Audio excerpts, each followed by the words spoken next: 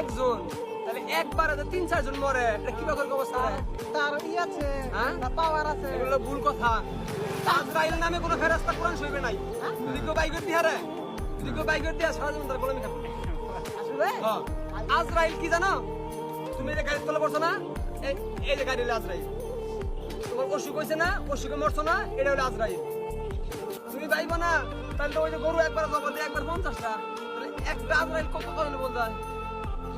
লোক জায়গায় দল আছে। হ্যাঁ, এগুলো ভুল কথা। কোরআন শরীফে কোরআনের আজরাইলের নাম লেখা নাই, ফেরেশতার নাম লেখা নাই। হাদিস হবো, হ্যাঁ, হাদিস হবো। হাদিস মানুষ বানানো হাদিস। নবীজি কি কইছে? আচ্ছা, হাদিস উল্লেখ হলো, হাদিস জরিপ করতে কত বছর পরে? হাদিস শুনতেছি। নবীজি মরার কত বছর পরে? মালাকুল মউত ফেরেশতা কি একজনই? যদি তিনি একজনই হয় তাহলে একই সময় পৃথিবীর বিভিন্ন স্থান থেকে মানুষের জান কিভাবে কবজ করে?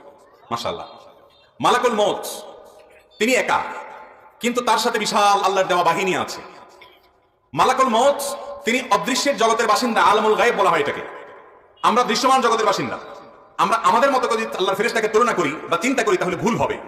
আল্লাহ রাব্বুল আলামিন অনেক ফেরেশতা তৈরি করেছেন, তাদের যে দক্ষতা, তাদের যে যোগ্যতা, তাদের যে কোয়ালিটি দিয়েছেন, সেগুলো আমরা আমাদের মতো করে দেখলে হবে না। জিবরিলকে আল্লাহ রাব্বুল আলামিন কতগুলো ডানা দিয়েছেন? শত শত ডানা, এবং ডানার প্রসারতা এত যে পূর্ব পশ্চিমকে পরিব্যাপ্ত করে ফেলে। আল্লাহ তা দিয়েছেন না, দেন নাই? তো তিনি যা পারেন আমরা তা পারি না।